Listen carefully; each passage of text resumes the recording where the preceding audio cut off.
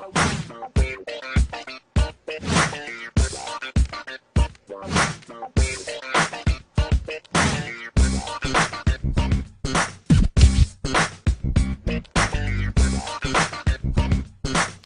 what's going on, everybody? You guys are checking out episode number 157 of the HoopDoctors.com podcast. Of course, I go by the name of Kevin Burke.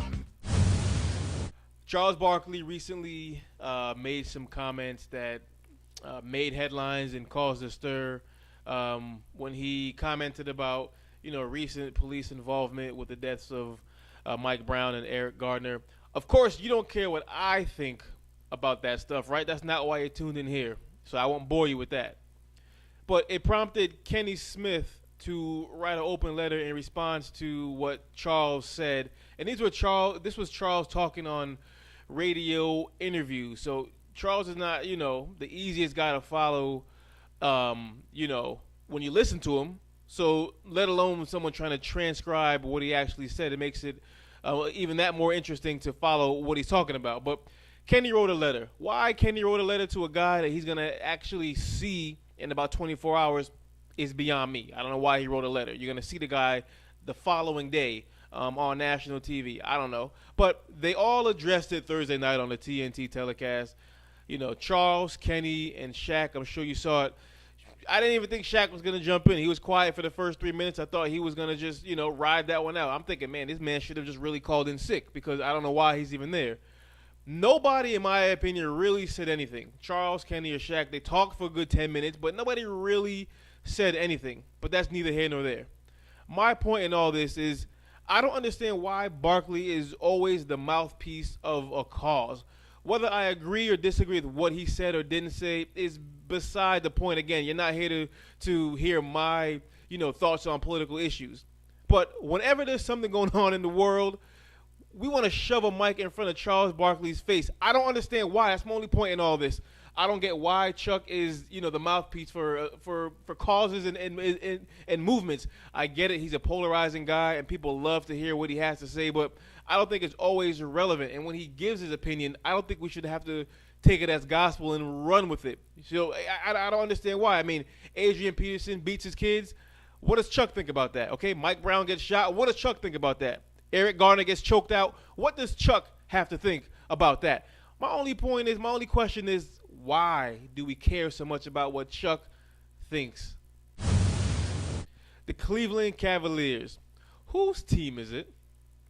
Whose squad is that? Because any team LeBron James is on, the default answer is, that's got to be LeBron James' team. The Miami Heat, that was Dwayne Wade squad, of course. It was, Wade County rather than Dade County. Not till LeBron got there. The moment after LeBron got there, it became LeBron James and the Miami Heat. So I ask you, what is going on in Cleveland? Because like I told you before in previous podcasts this season, the eye test seems a little bit off with LeBron. He's second-guessing himself. He's not attacking. Now, he's been passive in the past, but if you're watching the Cavs games, something just kind of seems off. He's finishing below the rim. He's still doing that. Now, I'm not saying he's done yet. Of course he's not done. The man's not even 30 years old, but in a few years towards the end of his career when he's done, we're going to look back and we're going to realize that 4-year stretch in Miami was his best basketball. It was the best LeBron James that I think we're ever going to see. Now, so far it's looking like it's Kyrie's team. And I'm really being reactionary to what I saw Thursday night versus the Knicks, where he finished with 37 points. And, I mean, he's not passing the ball. I mean, the man is a black hole. He's a point guard. He's not passing the ball, but he had 37 points. I'm not sure if he even finished with an assist that game. I know late in the game he didn't have an assist. I forget how many he actually finished with. He doesn't pass. But in that game, he took the final shot. Now, I know as a coach and as a team, you want to ride the hot hand. So he was hot that game. LeBron was off. He didn't shoot particularly well from the floor. And, they cleared out.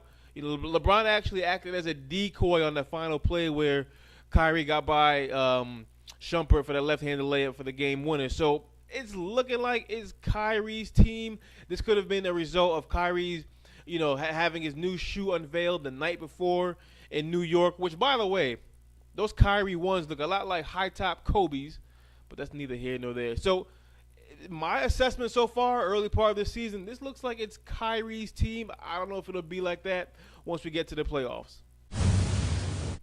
Orlando's Kyle O'Quinn was ejected the other night and fined $15,000 for a flagrant foul on Blake Griffin. First of all, who in the world is Kyle O'Quinn?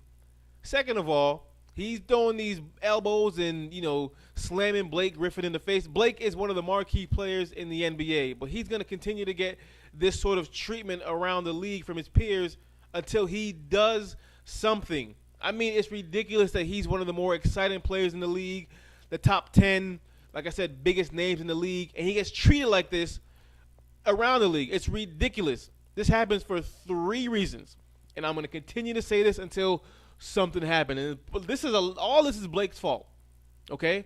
3 reasons why this continues to happen to Blake. 1, he keeps dunking on everybody.